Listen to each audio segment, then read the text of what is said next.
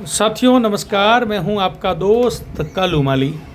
साथियों, मोबाइल की स्क्रीन पर जो आप तस्वीरें देख रहे हो, ये बाड़मेर जिला कलेक्ट्रेट कार्यालय की तस्वीरें दिखा रहा हूं। साथियों, ये ग्रामीण हैं। ये ग्रामीण कपूलडी लिग्नाइट परियोजना से प्रभावित है, माइंस से प्रभावित है और परेशान लोग आज बाड़मेर के अतिरिक्त जिला कलेक्टर को पहले भी ज्ञापन सौंपे हैं कई, और आज भी ज्ञापन सौंपने के लिए आए हैं। इन्होंने बताया है राजकीय प्राथमिक विद्यालय डूडियों की ढाणी वीरमनगर जालिपा बाड़मेर स्थानांतरित करने के संबंध में इन्होंने ज्ञापन सौंपा है। जो ग्रामीणों ने बताया है कि एकमात्र अध्यापक जिसको प्रतिनियुक्ति पर दूसरे विद्यालय से राजनीतिक देश की भावनाओं को लगाते दिए गए, जबकि उस समय हमारे विद्यालय में 27 बच्चों का नामांकन था जो विद्यालय संचालन के लिए पर्याप्त थे।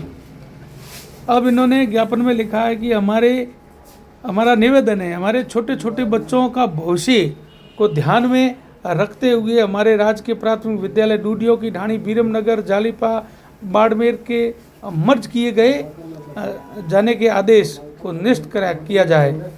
विद्यालय में करनी नगर स्थानांतरित करवाने के लिए कृपया करवाए।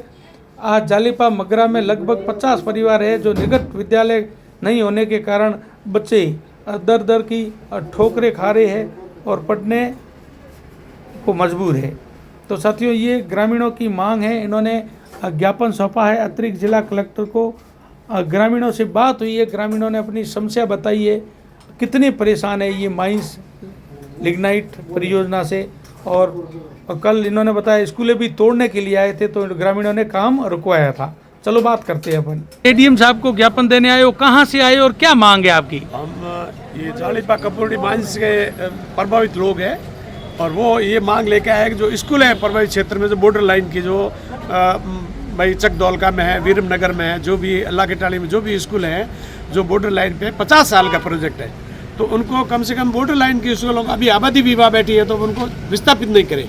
अगर विस्थापित करें तो सारी स्कूल हैं वो जनता ने अपने नाम के लिए डोनेट करी, सरकार को डोनेट करके और स्कूलें बनवाई है, तो वापस कम से कम जहाँ आबादी भविष्य में विस्थापित होकर बसेगी और पब्लिक कहेगी वहाँ स्कूलें बनाओ। तो उससे पहले उस स्कूलों को क्यों छेड़ते हो आप? तो आपको कल कौन तोड़ने आया था स्कूल? वो इन्होंने कंपनी ने टेंडर दिया। हाँ। वो टेंडर ठेकेदार है, वो गांव में किसी को बोलते हैं कि भाई तेरे को हम ये कर देंगे, ये कर देंगे, तू जा तोड़ दे। वो तो सामने आते नहीं है और वो उसको तोड़ने के लिए भेज देते हैं। ऐसी कितनी स्कूल है? स्कूल 4 स्कूल है। हाँ। सबसे बड़ी स्कूल है चकदौलका जो हसाड़ी फाटा। हाँ। जो सीनियर सेकेंडरी है। उसके बाद है मल्लानी डूडिया की ढाणी, मंतल की ढाणी, बेनीवाला की ढाणी और चकदौलका कुंभारे की ढाणी। ये स्कूल है सारी है वो बॉर्डर लाइन पे एक गांव में। उनको कम से कम आप उसके किनारे के जो जगह है जो पब्लिक मांगती है उनकी सुविधा के अनुसार उन्होंने बढ़वाई थी, उस हिसाब से वापस शिफ्ट करें। ये अपनी मन मर्जी से टेंडर कर देते हैं और तोड़ने के लिए भेज देते हैं। चारों स्कूलों में कितने बच्चे प्रभावित होंगे? कम से कम 1000 बच्चे प्रभावित होंगे। हाँ। और वो ये नहीं कि उनकी ये प्लान है कि भाई कम से कम अगली जो स्कूल है शिफ्ट की है पहले, वो भी झांसा दे के दूसरी स्कूलों में शिफ्ट कर दी और अभी तो उनका भवन नहीं बना है।